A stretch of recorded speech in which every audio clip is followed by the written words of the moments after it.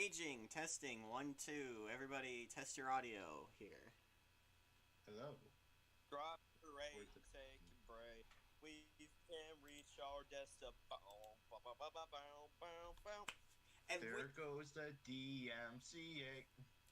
and with that, welcome to another episode of 2K Weekly with your hosts TaipeiJoey101 and Danny V. Today we have a special guest, our good friend and frequent collaborator, Pigbear. Why don't you introduce yourself?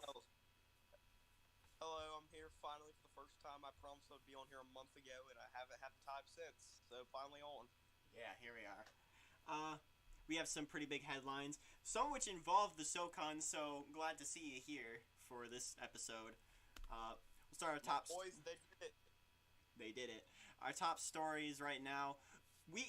Baylor is added to the laundry list at this point of number ones to lose to lesser ranked opponents. It was Stanford, then Michigan, now Baylor, as they lost big to Oklahoma State on stream. Southern Miss gets a big upset against number 13 Louisville. They're 5-0, and they kind of have taken the lead in the Conference USA race, joined by another team we'll get to today. The WAC lost had two big blows as New Mexico State and Hawaii both lose within 2 hours of each other. To Nevada and Long Beach.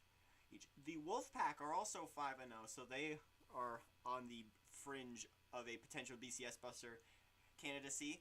Meanwhile, Stanford, no scares there, easily take care of their opponent, Arizona State. FAU and Appalachian State, the big reps for the Sun Belt and SoCon respectively, both lose to lesser-ranked opponents, Western Kentucky and Richmond respectively.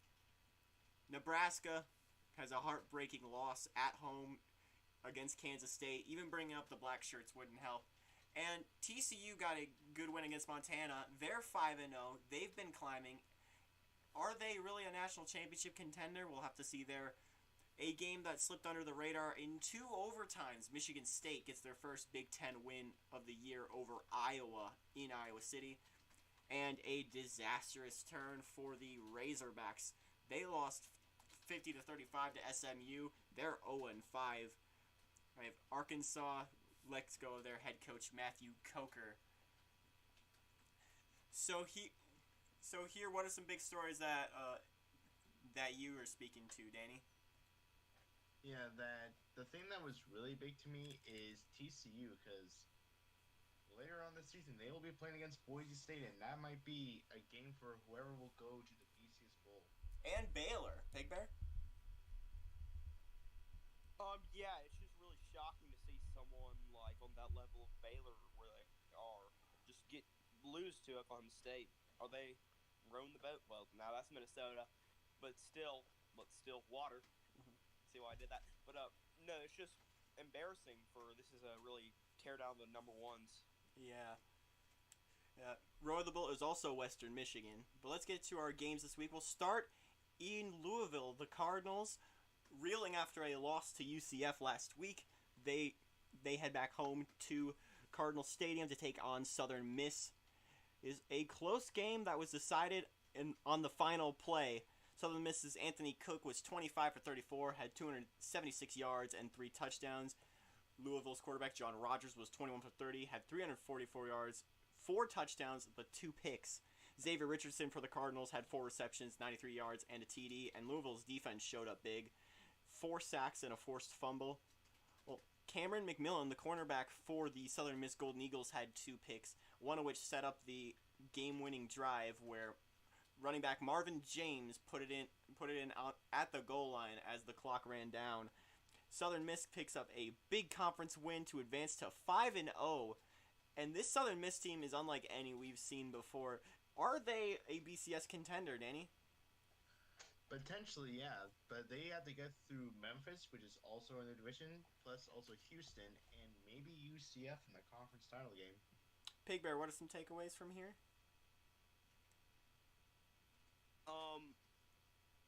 I think it's just Louisville playing down to competition. I've never really been high on Louisville, but I think Southern Miss is a good team. I don't see them having really a chance of making a BCS bowl game. I think I agree, but more so due to their competition because this Conference USA, in spite of teams like Louisville slipping and UCF kind of falling off the face of the map, the competition is coming in a way we didn't see, so we didn't expect in the West. We'll get to that when we talk about the conference championship race. Let's head to West Lafayette. Purdue opened their season with a big win against a top 10 Kansas State. They had a scare against North Carolina.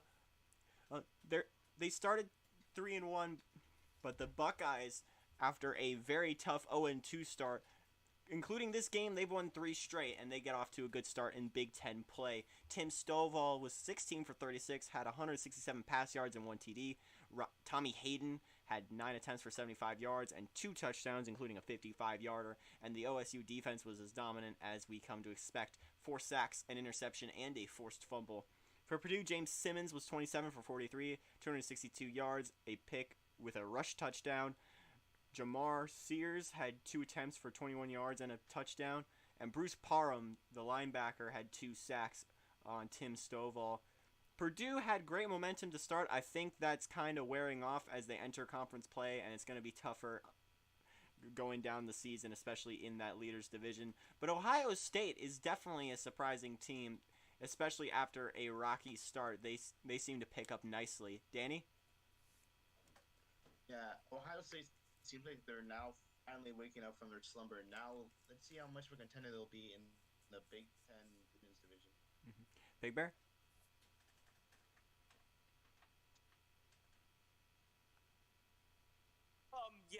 The Buckeyes really good rebound from where they started out the season. I think you cut off. I was just saying the Buckeyes really good rebound. Again, my business partner and co-owner of Cameron Austin Sports is very happy with this win, being an Ohio State fan. So yeah. Let's move on to Western Kentucky and Bowling Green, pulling off a big last-moment upset against number 21 FAU. The Owls fall to 4-1, but the Hilltoppers are also 4-1, 2-0. They will take the lead in the Sun Belt East Division. Kyle McCauley had 33 attempts for 198 yards and 2 touchdowns, including a big 66-yarder. That was the running back. Quarterback Edgar Hopkins was 12 for 20, 140 yards through the air. Henry Ruff, the running back, had a 48-yard touchdown with 30 seconds to go to give the Hilltoppers the lead. Ronnie Bryant was probably the player of the game in spite of the Owls' loss. 5 receptions, 118 yards, and 3 touchdowns, including a 72-yarder, which put them up late. Derek Jordan was 20 for 30, 328 yards, and 4 touchdowns. And this is the first time this team has lost since October 30th of 2021, when they lost to MTSU. They were 10-0 prior to that game. FAU, no doubt that they will keep their momentum going. And as for Western Kentucky, do you think that they are the new Sun Belt favorite, Danny? Yeah, it's going to be either a tough, close matchup between Western Kentucky and Coastal. And Georgia State is just right behind them as well.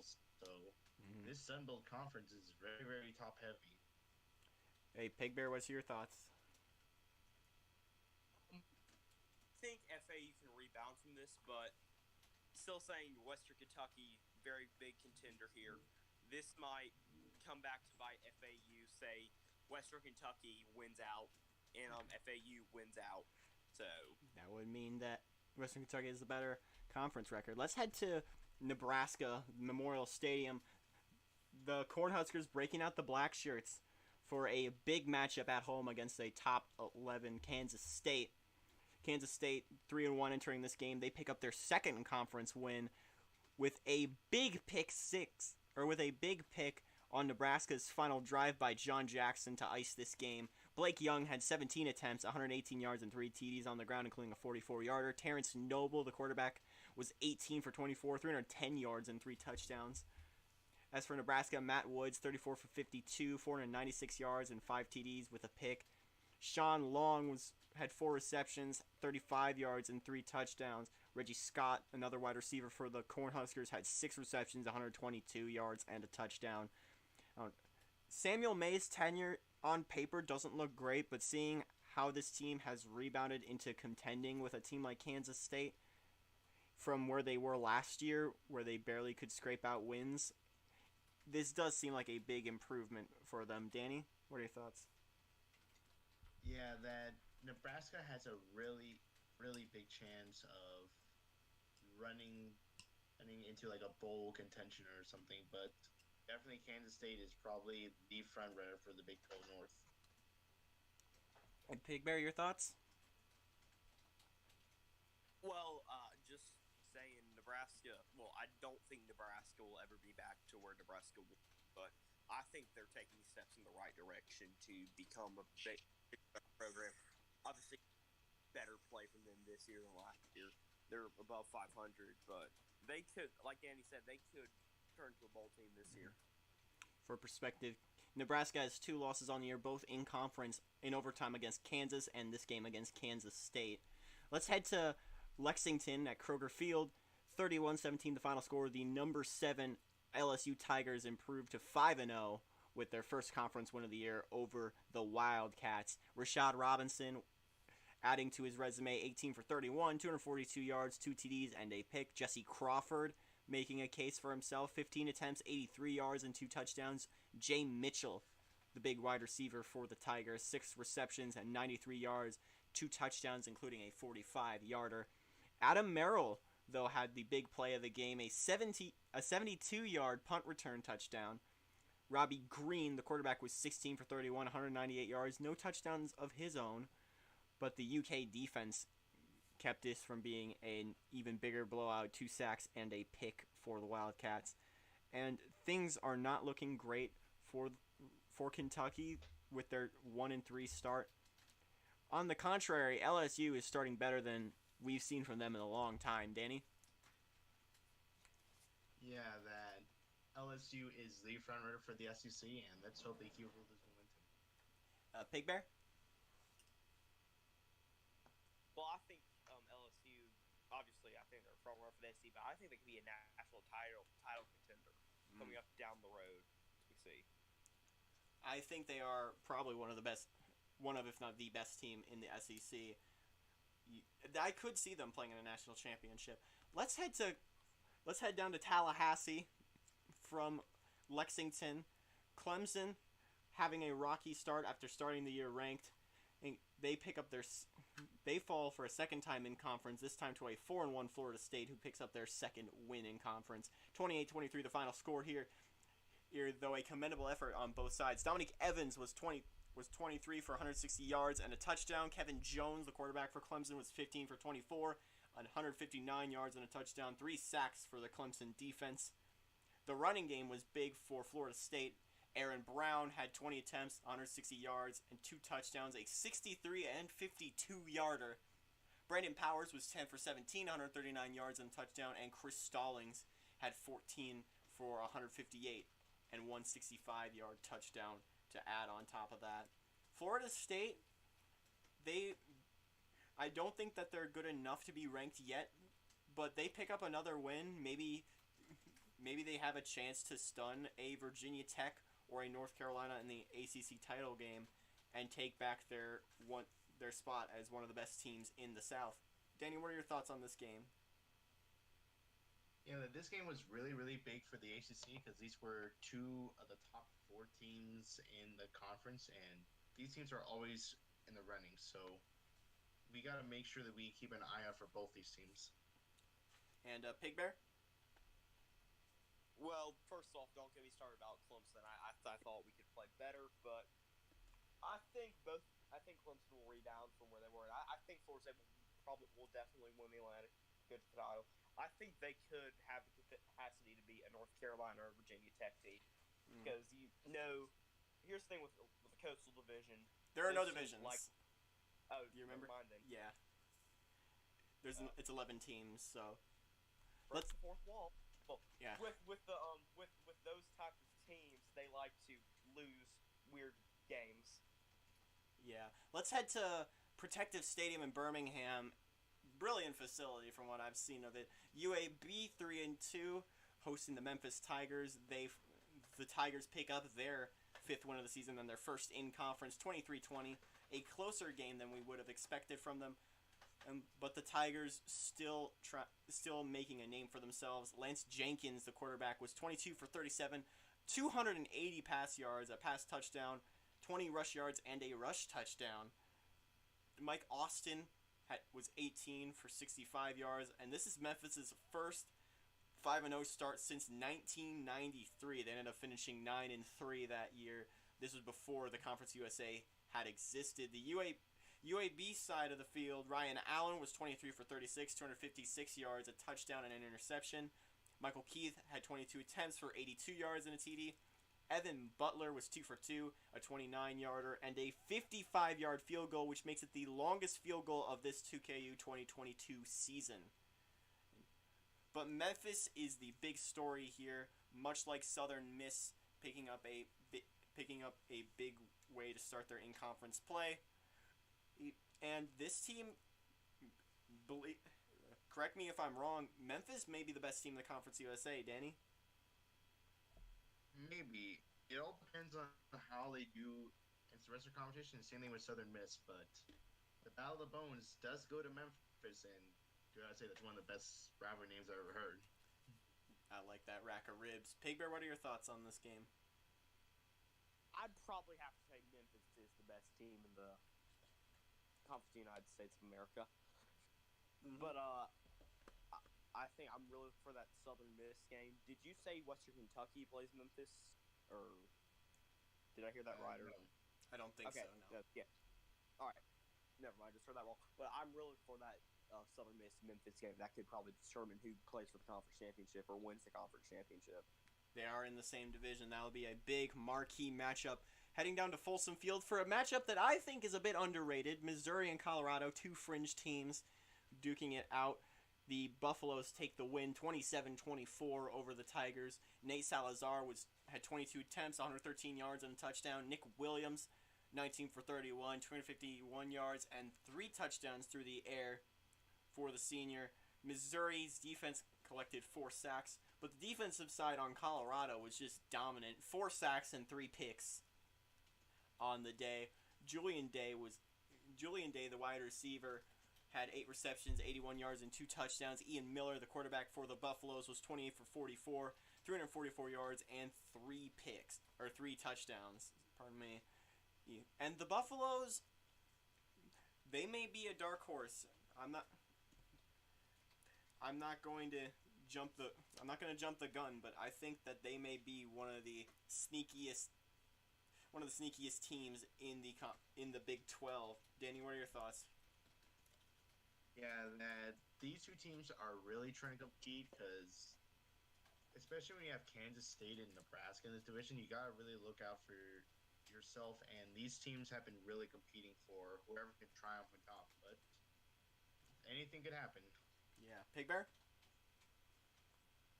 Well, I definitely think because you when you think of college football powerhouses, you don't think of Nebraska or Missouri, but again, how you said fringe teams. These teams can make some noise because it's an unpredictable world of college football, as you obviously see. I could see Colorado going on and possibly upsetting Kansas State, depending on where that game is. Very, very possible. Let's head out to Pasadena. No upsets over here. Oregon coming on the road and stomping UCLA, 45-27, the final score. Terrence Noel was 20 for 106 and 3 touchdowns. Of course, if you remember the stream in week 3 or 4, I believe it was week 4, but their starting quarterback, Andrew Burnett, got injured. He will miss the rest of the regular season. Mark Buchanan is taking his place. He ended up 26 for 31 this week with 312 yards and a touchdown, and Oregon's defense picks up 4 sacks and a pick. Steve Davis, the quarterback for UCLA, 21 for 32, 352 yards, a touchdown and a pick. James White had 115 yards through the air on 6 receptions, and Marcus Lewis had 12 attempts for 49 yards and a touchdown. Oregon still rolling, easily getting past UCLA. Their big test is coming up, though. Their big game either this week or I believe it's next week against Stanford. Danny, what are your thoughts on how this game affects the Pac-10 race? Yeah, that basically Oregon is still gonna be number one, but now they have to look for the Stanford game, which I believe it is gonna be in 2 weeks. Which that's gonna be a big game for them. Danny or Pigbear? Yeah, I'm definitely looking forward to that Oregon Stanford game. Definitely will be probably stream game of the week. So, but just looks out to be a good matchup out on the West Coast. Maybe some Pac-10 after dark. Yeah.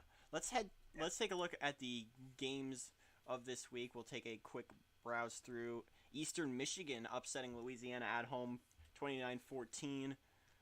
Not a lot else in of note here. Dartmouth getting a win over Akron. We'll move on to Thursday. Ohio getting a big win over Cornell. Ohio potentially, as we'll see, could win their division in the MAC. Louisiana Tech getting rattled against Troy. Central Michigan picking up a win on the road against North Dakota. South Dakota keeping their dominance over the Missouri Valley with a 44-13 win over Western Illinois. Heading to Friday, we saw the Southern Miss game. Coastal Carolina picking up a big win on the road against Arkansas State. Sam Houston State continuing their momentum against Northwestern State. UCF, big win on the road over a heavily favored East Carolina. We saw the Ohio State Purdue. We'll glance through the Saturday games. Michigan, number 6, crushing a Washington and Lee team 45-10. Kansas, still only a one-loss team as they pick up a win over Indiana State 33-10. And 22, Minnesota defends their Governor's Bell over Penn State. Brown rolling over Rhode Island, though that game got pretty close. The 2 overtime clash we mentioned earlier, Michigan State beats Iowa on the road. Richmond comes into Boone and upsets the number 23 Mountaineers of App State. Dave's show also having a big loss at home. This one much more of a blowout as Tennessee takes the Truckers to task 44-17. Looking down the list, we see TCU crushing past Montana. Pitt getting a big win on the road against Delaware. Alabama keeping Ole Miss winless. We saw the Oklahoma State Baylor game. 59-28 was the final score there. That's not Oklahoma, that's Oklahoma State. UNC gets a win on the road over Miami by a comfortable lead. Indiana heads into Madison, beats a struggling Badger team. Boise State, in what might be their biggest challenge up until BYU later on the schedule, 55-20, they take care of Wyoming. And Eastern Washington takes the lead as the team with the worst point differential in the league. The winless Eagles lose 68-0 to New Mexico. Florida picking up their 4th win of the year, 35-10 over Vanderbilt. BYU finally getting a win after a tough skid. This win over Colorado State. A big upset, Nevada beating New Mexico State, and another upset a little down the line, Long Beach taking down Hawaii. Stanford winning 40-25 comfortably over number 18 Arizona State. And USC getting a 30-point win over Washington State. Any big games from this week jump out to you, Danny? Definitely the biggest one for me is New Mexico State, Nevada, because that was a big upset for Nevada. The fans stormed the field, and it was just a tremendous win for the program. Pigbear, any games that jump out to you? Though I think I know one that'll speak to you directly. All right, yes, we got to admit the Boone game. Sorry to break the 4th wall once again, but I'm seeing more similarities to real life with this Appalachian State team. But another one that did stand out to me happened in Orlando between Dave's show and Tennessee. I had high hopes for Dave's show, but I'm not disregarding Tennessee in any effect, but you cannot lose like that to an unranked Tennessee team. Tennessee was ranked earlier in the year. They dropped out after they lost big to Virginia Tech on a stream game. Let's look at the race to the conference championship. This was the opening kickoff return for Nevada, which I had to recreate in NCAA 14. The first time I'd ever simmed a game in sim matchup, which is what I use for most of the games here. and it opened with a kickoff return touchdown. That's kind of crazy. But we'll get to this guy later. Let's talk about the conference championship as this play was a perfect summation of the WAC race now. Now that New Mexico State stumbled, this now looks like a big opportunity for Nevada. We'll get to that, but let's start in the ACC. Florida State is 3-0 after is 4-1 after I believe that's supposed to be 2-0, but they have a big win in conference over Clemson. North Carolina is second. South Carolina and Maryland are also hanging around as well. I think Virginia Tech's supposed to be here because they haven't lost yet, if I'm not mistaken. But they haven't played a conference yet. That is true. Yeah, you're right. The favorites right now are North Carolina and Virginia Tech. I have Tech winning the conference. Danny, who are your picks to take the conference? My pick is Florida State, North Carolina, and yes, Florida State is 3-0 in conference with those games being against Duke, Maryland, and Clemson. But you're picking Florida State and UNC over Virginia Tech? Yeah. Wow. I'm gonna pick them. Pick bold. Pigbear, who do you have in this conference? I've got Tech in Florida State at the end of the year, and I got Florida State winning an upset game. Ooh, interesting. Let's head to the Big East North. Right now, it's a two-horse race between UConn and UMass, though Syracuse and Rutgers are lingering not too far behind. UConn leapfrogs Syracuse with their 4-0 record. They may be the best team in this division, though I still have the division going elsewhere. I think that Syracuse is the best team in the North. The South's best team, I'm going to say, is Temple. Temple's 2-2 right now, but they got a big win over West Virginia. We didn't mention that, but Temple, I think they could win against Pitt. I think that's a big possibility, and I could see Temple-Syracuse matching up in the conference championship game. I think that the Orange take it. Danny, what are your thoughts on the ACC? Or on the Big East? For the Big East, for the South, I do think that probably Pitt might win in a very close game against Temple. And for the North, I'm picking UConn, UConn. Pigbear, what do you have in the Big East? I've got Syracuse coming and winning the North, and I think Pitt holds on to the South, and I think Syracuse wins the championship. Those two. Let's head to the Big Ten. The current leaders in the Legends are Northwestern and Notre Dame. Northwestern rocking a 5-0 record with one conference win. Notre Dame also has a conference win, probably the biggest win in conference so far on the road over Michigan. That's the Wolverines' one loss. Speaking of, they're lingering right behind. That's their only conference game so far, but I imagine the Wolverines can pick things up. I think I have Notre Dame winning the Legends division. Even if Michigan wins out, which I think they might do, Notre Dame does have the tiebreaker in case they win out, which again is also a possibility. Michigan was really the gatekeeper for the Irish. As for the leaders, Indiana and Ohio State are the top two teams in terms of standings, but I think the best team in this conference, or the best team in this division at the least, is Illinois, who will be sitting third in the conference. The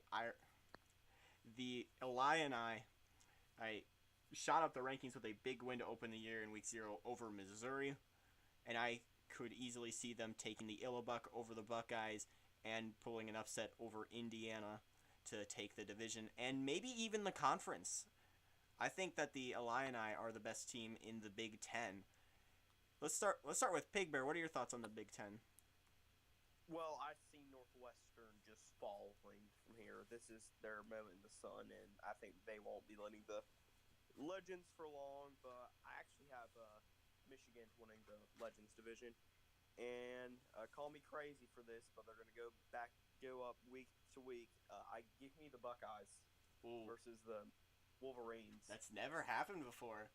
A championship game of the game. Danny, what are your thoughts here? In the leaders, I'm going to pick Ohio State to win it. I have very good hopes for them. And for the Legends, I'm gonna pick Notre Dame. Notre Dame has that big win against Michigan. That's very impressive, and they have a very favorable schedule from now on. Let's head to the Big 12. The North is currently led by, of all schools, the Kansas schools. Kansas State is 4-1 and 2-0. Kansas has a conference win and is also 4-1. Though I think the division is more likely to go to Kansas than it is Kansas State. Call me crazy. Though I don't think either of the teams win it. I've got Missouri winning the North. I think that in spite of their loss to Colorado, I could see the Tigers picking up some big upsets over the Jayhawks and the Wildcats to slip into the conference championship game. The Big 12 South, I think, was decided yesterday. Oklahoma State picking up a huge win in Waco, beating Baylor. I think that Oklahoma State may be the best team in the nation after that big win. And I'd been saying it for weeks prior, but they had been highly underrated going in. Though Baylor will probably make it close near the end. Oklahoma is also unbeaten. They play their first conference game next week in Dallas against Texas in the Red River rivalry. Though I think Oklahoma State is my huge favorite in Bedlam for that matchup. I think the Cowboys take the South and the Big 12. Pigbear, what are your thoughts on the Big 12? I'm going to start on the South, but so Bedlam's and Bedlame win the Cowboys blow out the Sooners, and I have the Jayhawks winning the North. I do see that Missouri upsetting over Kansas State, but I think Kansas will hold them off in a border war. That would be very interesting, seeing Kansas in a Big 12 championship game. Danny, what are your thoughts on the Big 12? For the South, Oklahoma State has to be my winner because they have that big win against Baylor and they have a very good schedule. And for the North, as much as I want to scream Rock Hawk Jayhawk, I definitely do think Kansas State will win it again. They won last year, if you remember. Their one loss in the regular season was to Baylor. They ended up 12-0, beating Baylor in the regular season, but they lost to the Bears in the conference championship, which let Baylor jump to the national championship. Conference USA, this is very interesting. UCF. Can I add something? What was that? Can I add something really quick? Yeah. Sorry to break the ball, but you said Kansas in a conference championship. We might see this year in real life. I don't think so, but that would be a man can dream. The Conference USA East. Saturday. That's all I'm saying. In the Conference USA East, the leader is UCF, 2-0 in conference, rallying back after starting 0-3, beating both Louisville and UAB. USF is sitting second at 1-1. I think, call me crazy, but UCF may have enough momentum to make it a race near the end, though I think Louisville does win the division. The West is a two-horse race that Memphis is not in, apparently, because they only have one conference win. Southern Miss and Memphis are both sitting at 5-0. SMU is third at 4-1, and Houston is lingering behind both of them, I believe at 3-2, though they have a great opportunity to rack up a bunch of wins coming up. I think that the best team in the West is Memphis. I think Louisville-Memphis match up for the conference title game, and I have the Tigers winning it all. Danny, what are your thoughts? And for the West, it's going to be a matchup between I'm going to pick between either SMU or Memphis. That one's going to be a big matchup. And for the East, I got to cheer for UCF. They have enough momentum behind them, and they have a lot of favorable home games. Pigbear? The East, I think that's just going to be a slugfest, and I'm going to say a slaughter to the West champion of, I think Memphis gets it done against the, what are they, Golden Eagles? Golden Eagles, yeah. Memphis and Southern Miss are the same division. I said they get it done in their game later on in the season. Who do you have in the East? And I've got Louisville, Memphis, and I think Memphis wins by like 20 points. Just a quick glance at the independents right now. Dave Show and Army are sitting at 3-2. I think Dave Show can pick it up at least to get 9-3. The Ivy League is very interesting. Columbia is sitting at 4-1. A collection of teams at 3-2. Brown, Dartmouth, and Harvard. I think the Columbia Lions have a good opportunity to win it all, to win their whole conference there. Danny, any thoughts? Yeah. For me, in the Ivy League, Columbia should win it, but I definitely do think Harvard might turn things around. For the Independence, Dave Show has to be the best one, no doubt about it. Pigbear? I think Columbia holds on to the Ivy League and Independence. I'm gonna say Army might overtake them after that bad. No, I'm not gonna. I'm not gonna overtake that. It wasn't a bad loss to Tennessee. No, it was a bad loss to Tennessee because of the scoreline, not because of Tennessee's quality as a football team. I think Army might overtake them, but I think overall Dave Show will be the best independent team. The best team in the MAC East we're moving on to is not in the top two. It's Ohio. It's Miami, Ohio, who hasn't played in conference yet. Ohio is currently 3-2. They're 2-0. Call me crazy, but I think the Bobcats can pull off a big upset. But the East is not the main show. The West is the main show. Northern Illinois is 5-0, riding off that perfect season still. Central Michigan 4-1. They are a. If anyone bets on Central in their matchup later, I think they'll probably make it rich because I see them pulling off a big upset in that week. I see the Chippewas taking the MAC West and the MAC over Ohio. Pigbear, what are your thoughts here? I think the Bobcats hold on and win the East. This is gonna be some good celebration. Where's it happen? Southeast Ohio, but yeah, I think they take the East, and I think we're gonna see Northern Illinois fall off. Not off the face of the earth, but I think they will.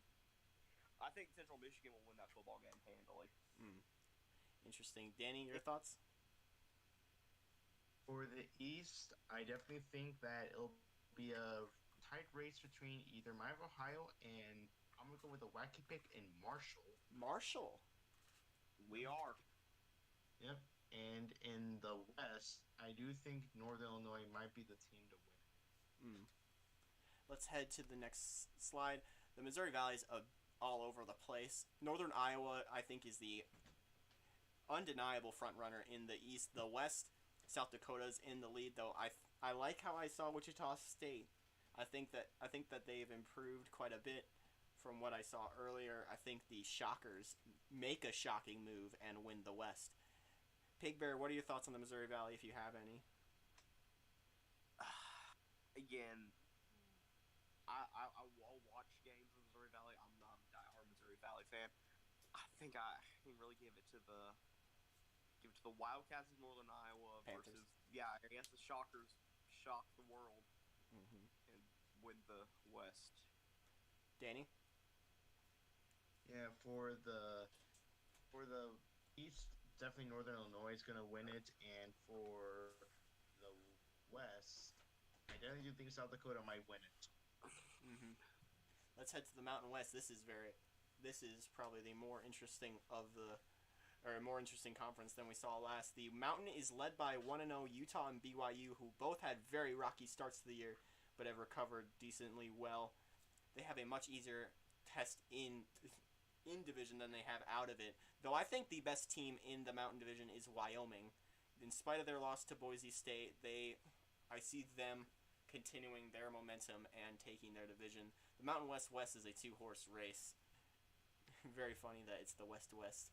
But TCU and Boise State are the two best teams, not only in the conference but in the whole of the BCS Buster tier. I think that the best team in the division is still Boise State. Danny, what are your thoughts here? Yeah, that even though they both had rocky starts, I'm definitely going to think Utah will win the West Division or win the Mountain Division, and for the West, call me crazy, but TCU might be my favorite. TCU has a very tough test to end the year in Boise State and Baylor as their rivalry week opponent. Pigbear, what are your thoughts here? I think we get the conference, the Mountain deciding in the Holy War, and BYU wins it. A little bold, but I think they'll end up winning the game. Winning the game and conference, and I think Boise State wins the Mountain Division, West Division. BYU and Boise do play each other later on in the year. Let's head to the Pac-10, first year without divisions, as we mentioned in the last video.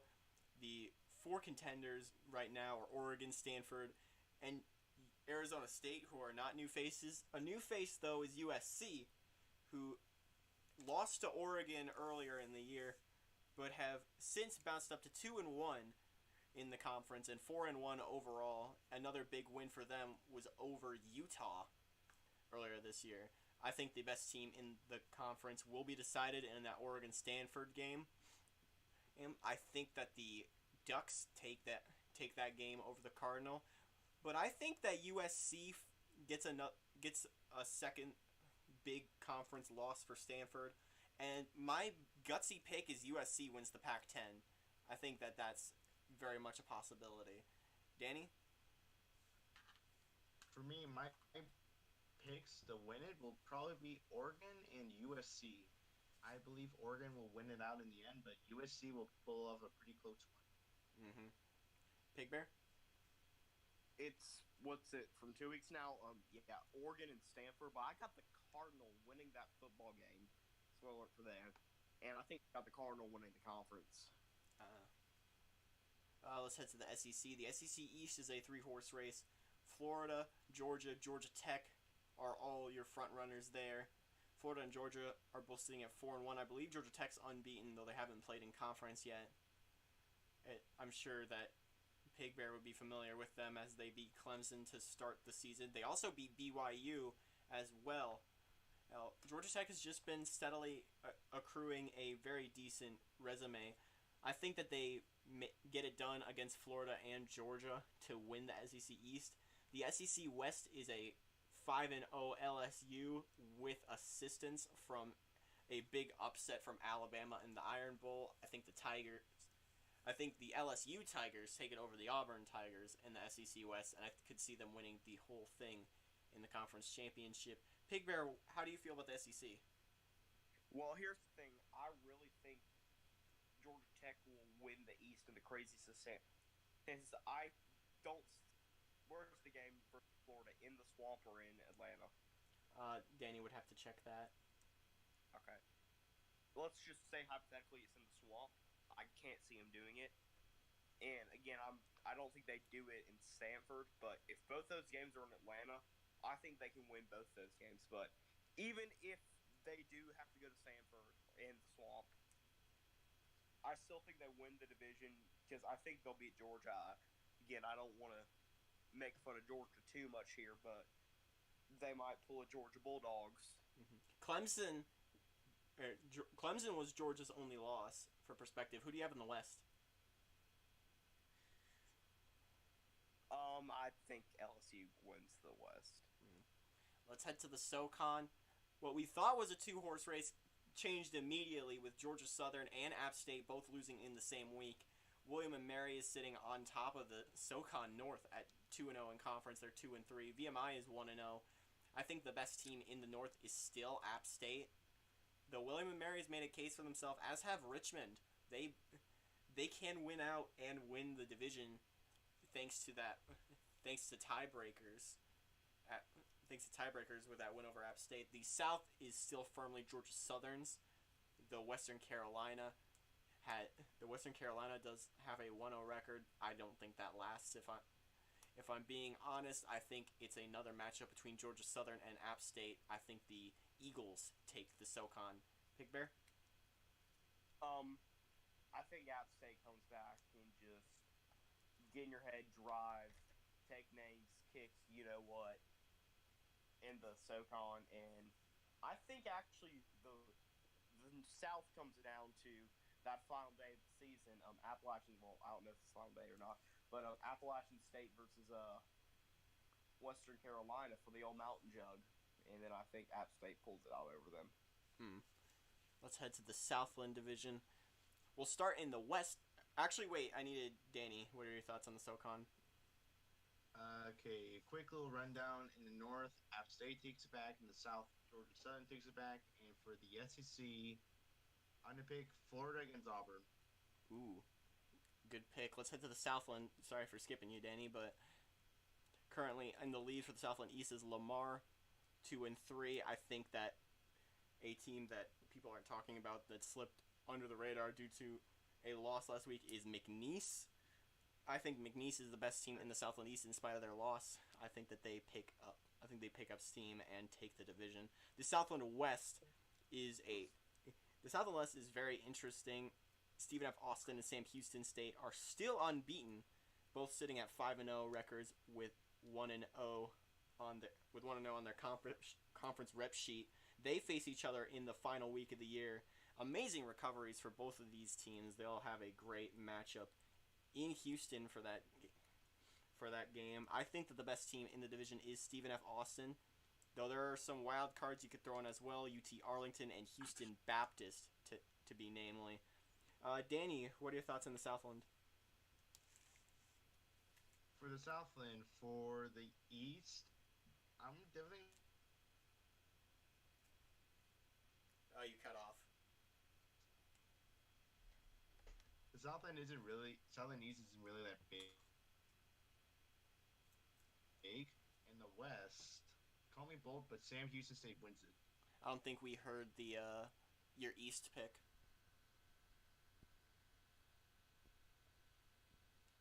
My pick, I think it's going to be Lamar, but very, very barely.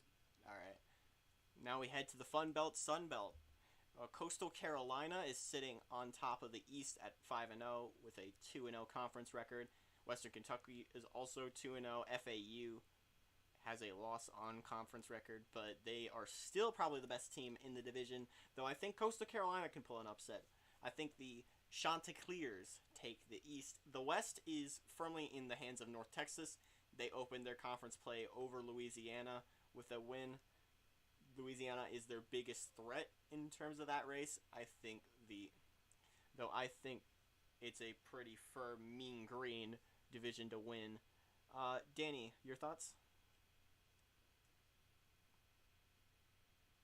Yeah, for the East, I pick Coastal Carolina to win the East, just barely. And for the West, I think Louisiana will find a way to come back to the front. And we'll send it over to Pigbear. Your thoughts? Can I also throw in my Southland thoughts? Yes. I think Sam Houston State will win the Southland West, and I think Lamar will win the Southland East. And I think the Chanticleers are kind of in the driver's seat now. It's do or die, never say never. For them, gotta be dogs, can't be little cats. But I think Louisiana can get the victory in the West. The Raging Cajuns. The Raging Cajuns. Let's wrap things up with the wackiness in the whack. The two frontrunners, New Mexico State and Hawaii, lose within an hour of each other. Nevada gets a win over Hawaii. Long Beach got the win over Hawaii. Nevada gets the win over New Mexico State in big upsets.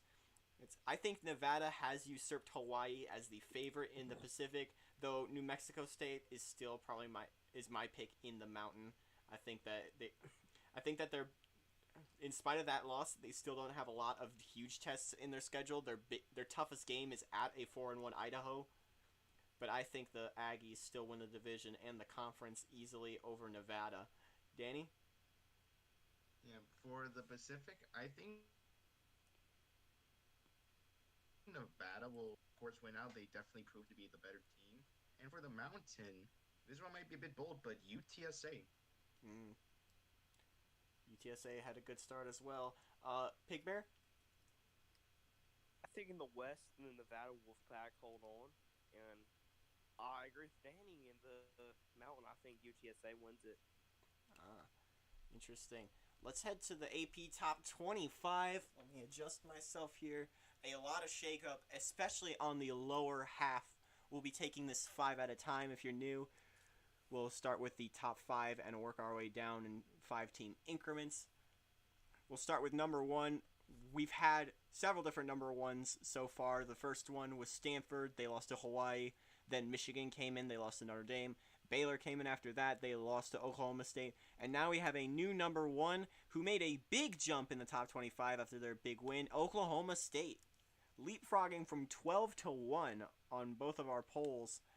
Danny and I did polls for this. They take the number 1 spot. Number 2 is Boise State, holding on from last week. Number 3, Virginia Tech. Got a good win. I think they were off this week, actually, but they are still your ACC frontrunners. Number 4, LSU. Got a good win over Kentucky. And Northern Illinois, still rolling. Still doing better than we've ever seen from them. They're still probably one of the best teams outside of the power conferences. We'll start with Pigbear. What are your thoughts on this top 5? Can the number 1 curse remain? That's what I wonder. Mm-hmm. I think everyone else is fairly ranked. Can Virginia Tech keep up with stuff? Can LSU keep up? Northern Illinois. Can Northern Illinois be the BCS Buster of the year? Mm-hmm. They were last year. Can they do it again? And can Boise State be a potential national championship team? Which would be something we haven't seen since BYU back in 2019. What were you saying? Nothing. Danny? Yeah, that there are a lot of. I believe that some of these teams might drop off, but we gotta hopefully wait and see how the games perform. Mm-hmm. Let's head to our next chunk, the rest of the top 10. Number 6 is Michigan. Still a solid team. Got a win over Washington and Lee. Number 7, Stanford. Big win over Arizona State. Ranked win. You love to see it. Number 8 is Indiana. Their first week loss to Louisville shook a bit of their reputation, but they have still held on as the second fiddle in the Big Ten. Number 9 is Oregon. One of the highest scoring offenses in the country, the highest scoring to be exact. Their one loss was to Boise State earlier this year, but they are still potentially a Pac-10 frontrunner. And number 10 is North Carolina, who have held on for the last few weeks. He's just kind of lingering in the top 10, just outside of contenders' reach. Though they'll have a big game against Vodtech if they go to the ACC title game, and that will be a chance to prove themselves. Danny, your thoughts on the rest of the top 10?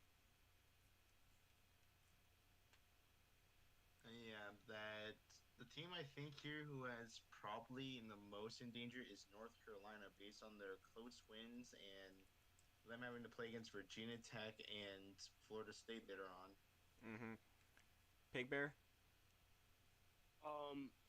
I'm gonna pipe in on the North Carolina thing. If you get that game in Charlotte for the ACC championship, you're gonna get a huge crowd, which kind of gives you a home field advantage. I don't think they get there because they got to play Virginia Tech before. Mm-hmm. They got to play Florida State. I think they lose both of those again. That's why I still see a Hokie Seminoles game in December in Charlotte.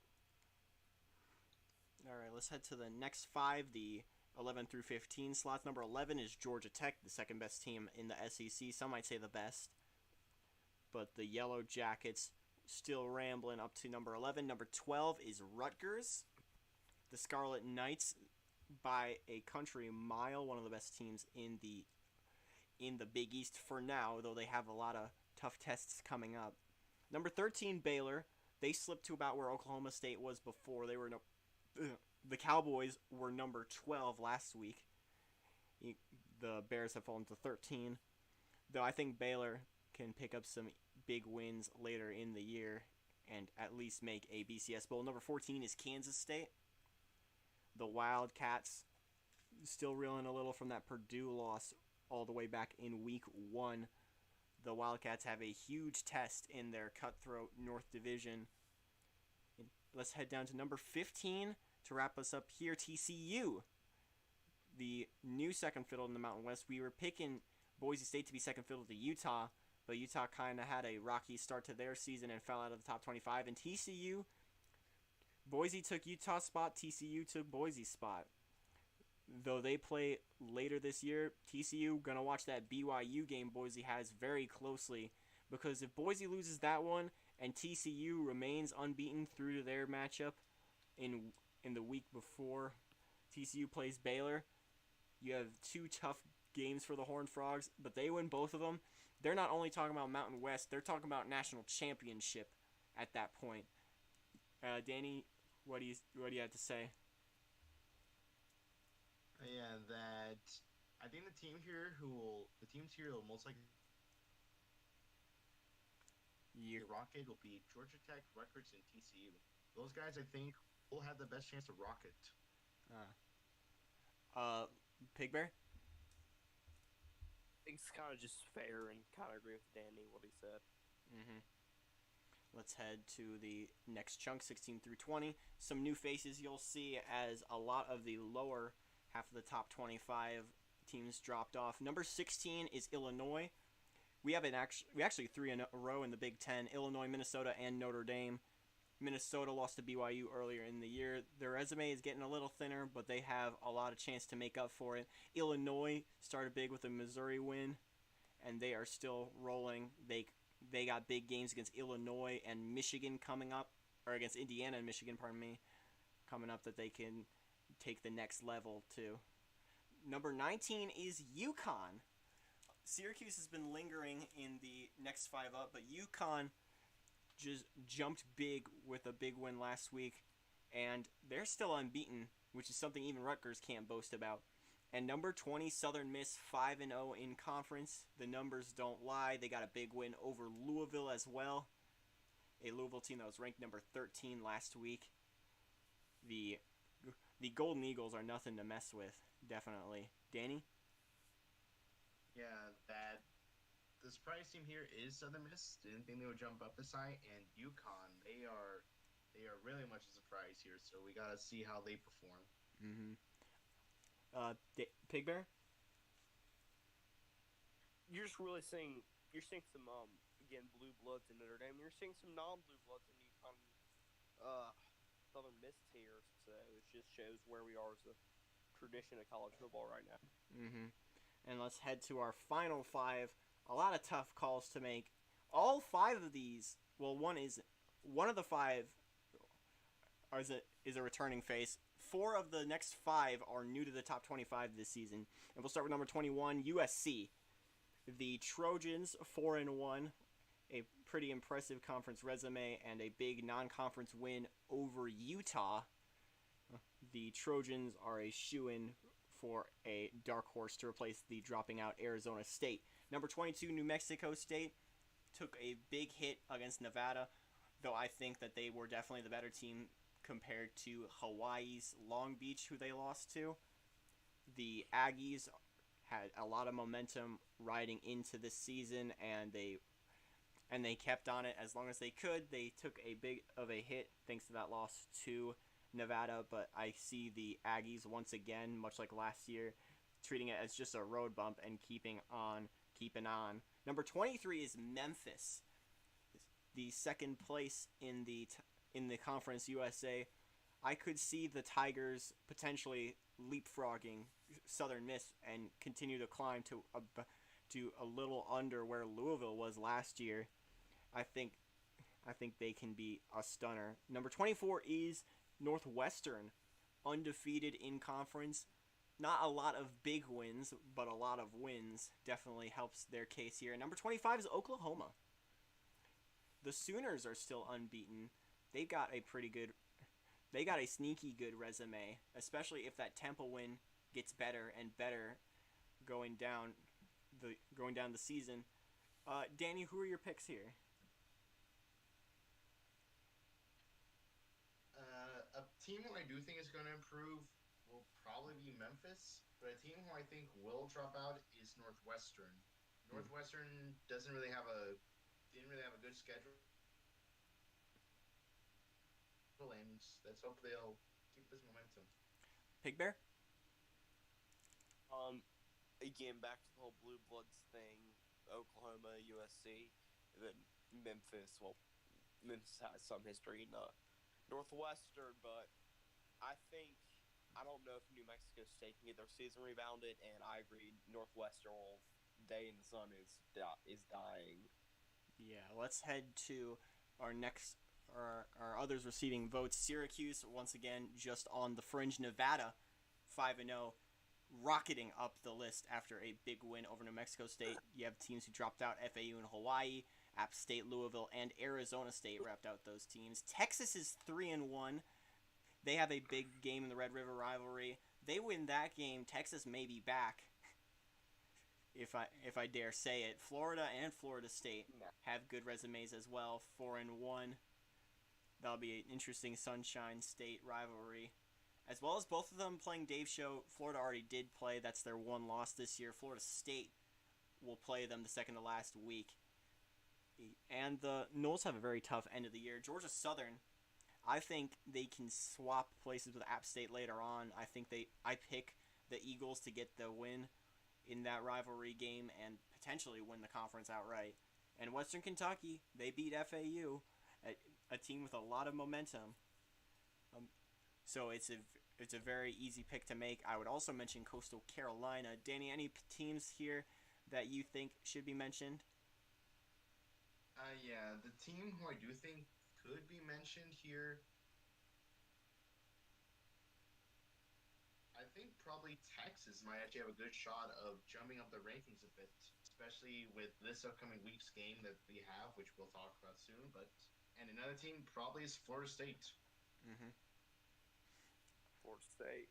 Pigbear? I agree with the Seminoles, and I think the Gators can shoot up. I don't think Texas beats Oklahoma next week, so I don't see them. I see App State again going in, take names and kick. You know what mode? Yeah. And I don't know if they'll be back next week, but they'll be back within the next 2 or 3 weeks. Yeah, two teams I would mention that aren't on this list: Coastal Carolina, who's 5-0 right now, and Kansas. Kansas is out to an amazing start for their program, 4-1.